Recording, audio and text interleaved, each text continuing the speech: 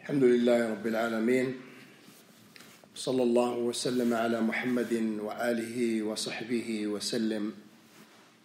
Inshallah ta'ala, we're going to take a new chapter from the Surah Al-Baqarah, Tafsir Al-Shaykh Abdul Rahman bin Nasir As-Sa'dī rahimahullah.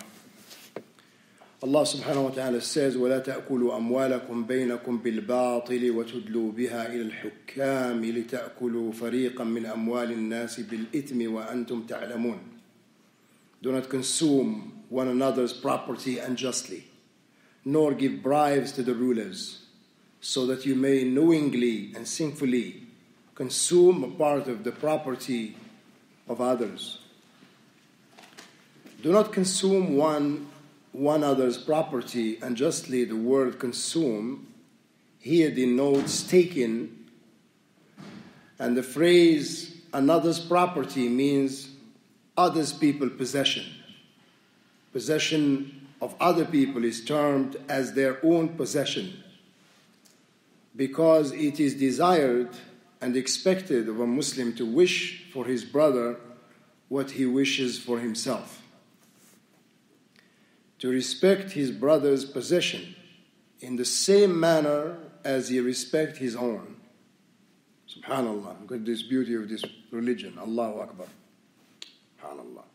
Another reason for labeling the possession of other people as person's own possession is that if someone unjustly abducts the possessions of another, then that person will also, when he has the opportunity, abduct his possessions unjustly, right or wrong. Same thing will happen because the evil, when it's spread, it's very hard to stop it. Evil spreads because of injustice. Evil spreads because someone takes someone's property with no just cause. Just take it like that. A'yadu billah. And a lot of people are like this. Like where I come from, we have a problem with undocumented lands. So what happens is you go and you buy this land or you buy this house that is undocumented. And so after you buy it and everything, somebody comes and says, this is mine. So he has to take you to court. Subhanallah, because it's undocumented. I don't know about Pakistan, India, I'm sure they have the same thing, right? Yeah, in Egypt, right? Yeah, subhanallah, la hawla wa la quwwata illa billah. Now, people have changed. Before you buy the land, whether it is a farm or anything, they want to make sure it's documented, registered and documented. That way there is no trouble. You buy it and then 2-3 people come. Subhanallah. This cannot be like 2-3 people's property. Subhanallah. La hawla wa la quwwata illa billah. I know years ago, my dad, he bought this house. I had a good land in it and everything. He bought it from the owner. Well, alhamdulillah, it was documented. So what happened is, there was one person living there. He's the brother-in-law. So he told my dad, I will not get out until you give me $20,000. I want to get out. I know it's yours, but you have to buy the key. Subhanallah. So my dad, he had no other choice, but they gave him $20,000. But look, subhanallah, la hawla wa la quwwata illa billah. And then when you go to the courthouses, you hold your head like this. Subhanallah. La hawla wa Allah. People don't fear Allah subhanahu wa ta'ala. They don't have taqwa. They do a lot of things like this. And I'm sure you have stories to share, so many stories about this. How people unjustly take people's property. Subhanallah, ajib. And some of them, what they do, because the law in my country protects the tenant, gives more right to the tenant than the landlord. So now we had a lady, actually, that rented this store from us. She did not pay us for 5 years. She paid us only 2 months, that's it. She got away with it. Then when we went to sue her and everything, well, she packed up all her stuff and she left. She was nowhere to be found. She went to another city. I don't know where she went. The law does not do anything about that. You see, this is not right. This is dhulm. This is oppression. She took about $63,000. You ready? Subhanallah. I mean, these things are happening as we speak. I'm talking about, my family in Morocco. I mean, this is what we go through. Alhamdulillah, now it's good. But subhanallah, this lady, she took all this money from us. But a company came, they gave us double. Subhanallah. They gave us double in rent. And alhamdulillah, we don't have no issue anymore with that. We have no issue with anymore. You see, Allah subhanahu wa ta'ala, He recompenses the one who has been oppressed. Just be patient. Yeah. The Shaykh, he said, abduction, someone's possession, can occur in two ways. Abducting it and lawfully. So unjustly is abducting someone's possession unlawfully, and is why it is limited as such in the verse. This term includes such actions as theft and robbery, abducting another's wealth through fraud and forgery. Subhanallah. A lot of people do this. Wal'iyadu billah. Some of the people, what they do, they target like older people. And they brainwash them, and then he will have her sign for him. You see? So once she signs, then the heirs will come. Al-warata, the heirs will come. They say, what is the property? Oh, it's mine. You see the signature here? She signed for me. Wal-iyadu billah. Some people, they do that. Because older people sometimes, they have amnesia, they have, Alzheimer. Sometimes, they can't remember things, You tell them, sign here, he signs, or she signs there. And subhanallah, later on, you have trouble. Some of them, la hawla wa la quwwata illa billah. The deceased, like he is in the last, breath. Actually dying, going through the stupor of death, and they're fighting over the inheritance. وَلَا حَوْلَ وَلَا قُوَّةَ إِلَّا بِاللَّهِ. The Shaykh said, and breach of trust, such as taking from someone's custody or borrowing without returning. Oh, that's very, very common. Like when I used to be in Orlando, Masjid Quba used to be the imam there. And subhanallah, people, they will borrow, they will not even borrow. Forget about borrow. They will take books from the masjid and they will never return them. From the masjid. As a matter of fact, I had 2 books I used to teach from. They disappeared. Someone took them. So I had to buy a copy of that. Subhanallah. People have no taqwa of Allah subhanahu wa ta'ala. They come and take and just leave. Just like that. وَلَا حَوْلَ وَلَا قُوَّةَ. This is haram. Especially when it has waqf on it. It has that, waqf, which is, it is for the masjid only. Can't take it out. Yes, with the permission. Ask those authorities. Say, can I take this book? I have a research to do. I want to take some benefit from it. Something like that. They might let you use it, but not come and take it like that. Sheikh said, this also include compensation of or profit that are obtained through an Islamic means, such as usury, riba, iyadu billah, riba, usury, and gambling of all types, and of course bribery. Unbelievable.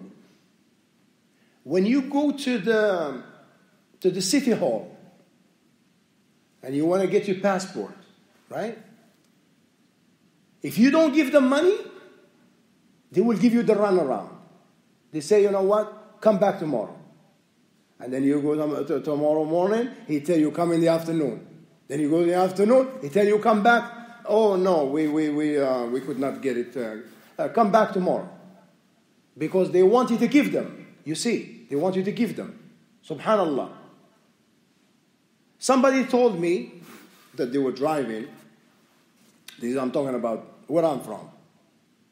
The city of Casablanca, which is very, very crowded.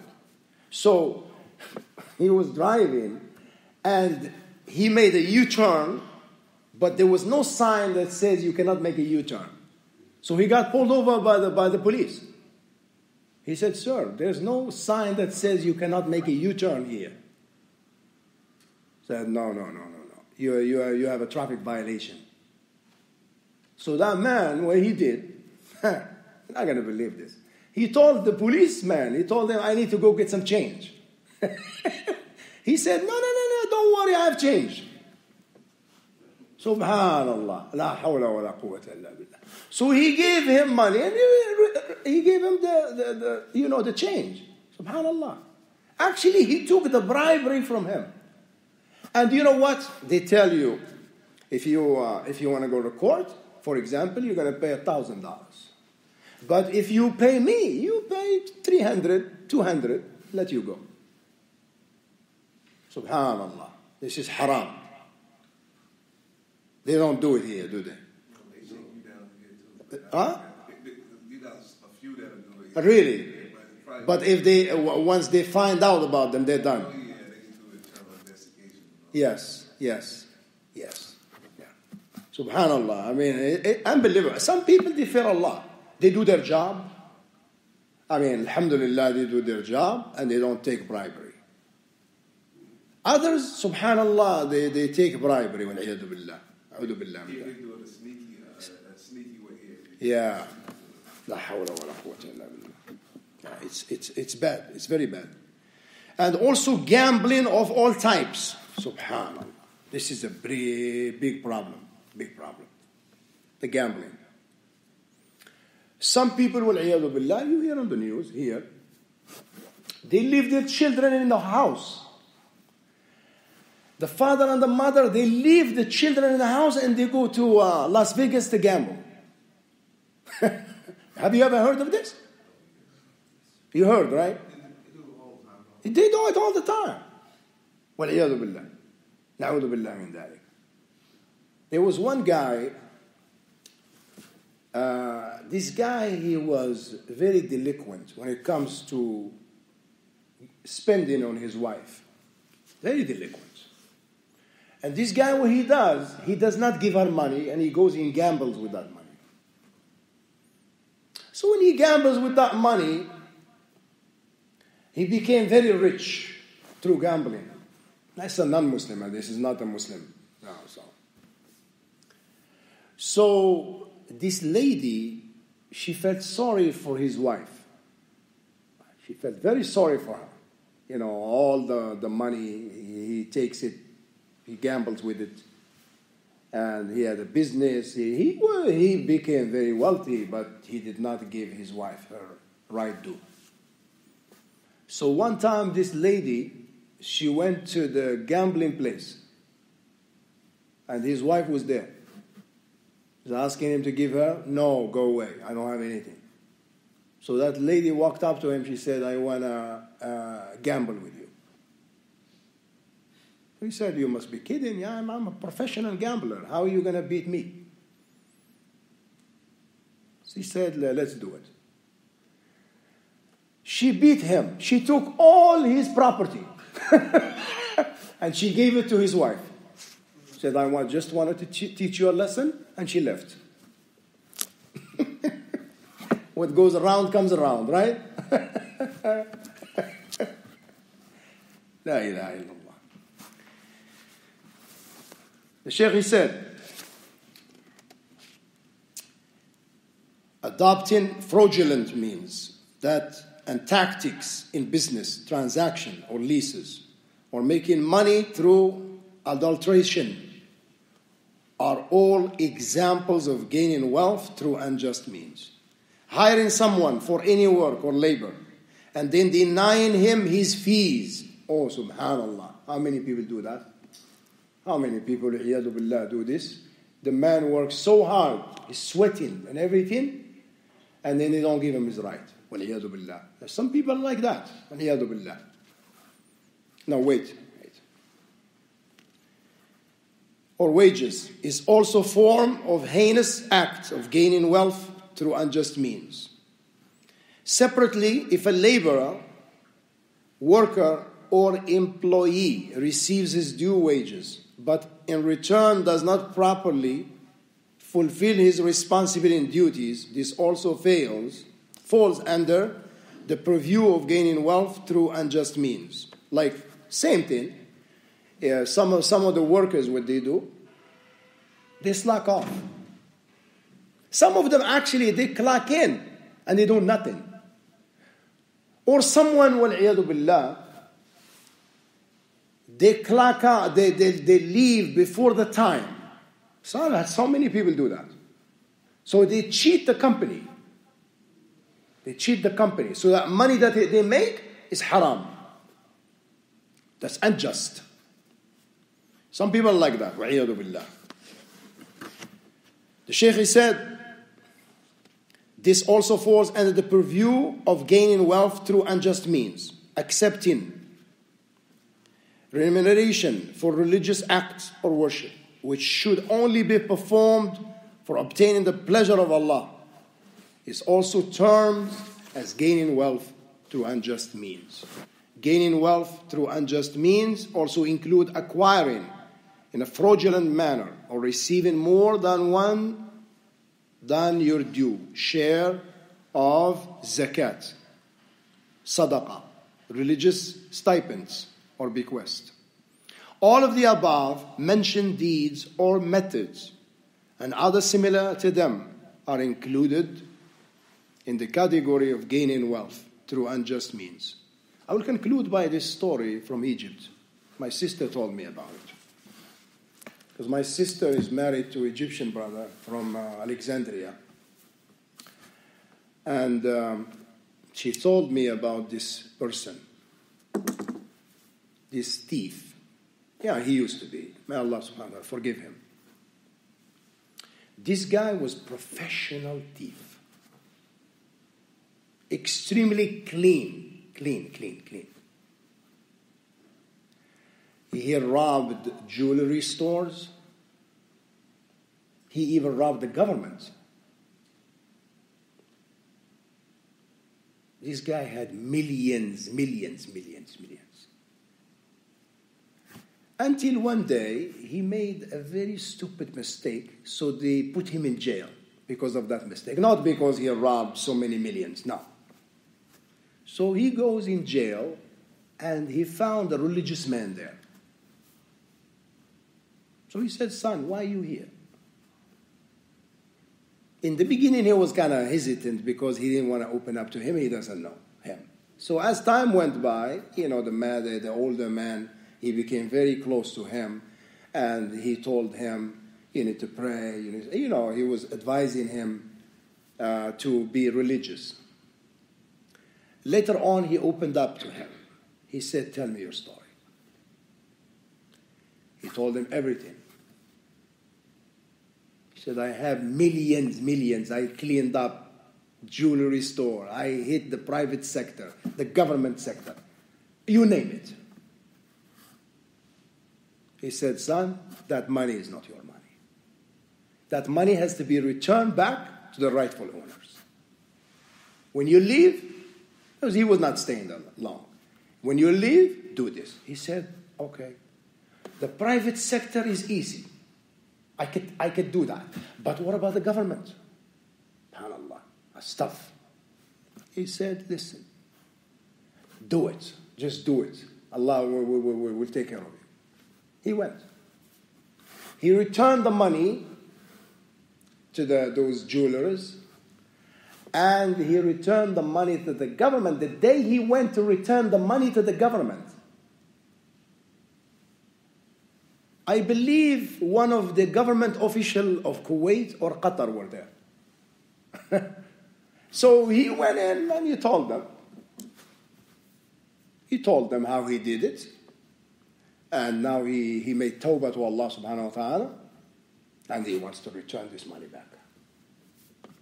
You know, that government official was so impressed by this man. He gave him a job. He gave him a job. SubhanAllah. But look how things turned out good for him. Because he did it for the sake of Allah subhanahu wa ta'ala. You see, this man was clean. I mean, there's no way they could have found out about this guy. But look, subhanallah, how Allah subhanahu wa ta'ala, caused that little incident to end up where? In jail. So the person ended up in jail. And then after that, he was given an exhortation that changed his life around. Subhanallah. He returned all that money back. Allahu Akbar. And there are many examples about people who used to rob, used to, kill, and other than that. And he made tawbah to Allah subhanahu wa ta'ala. We ask Allah subhanahu wa ta'ala to grant us all al-ilm al-nafi', al-amal salih. Alhamdulillah Rabbil Alameen. Sallallahu wa sallam ala Muhammadin wa alihi wa sahbihi wa sallam.